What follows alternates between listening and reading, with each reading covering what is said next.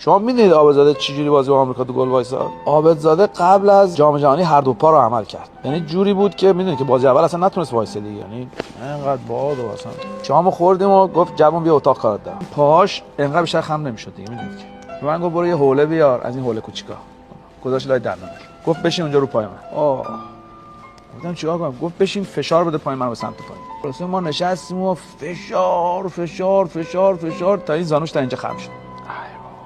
خودم دردم گرفت. ببخشید دیگه بعد از 20 خورده سال تعریف کنم دیگه، قرار بود نگم. بعد گفت برو تو دستشویی یه از این سوزن‌ها برده بیا. رفتم دیدم از این سوزن‌ها از بزرگا. گفت اونو برده بیا سریع. سرنگ؟ از این سرنگا. گفت آوردم، گفت رو تو کن بعد نمیتونی ببینی.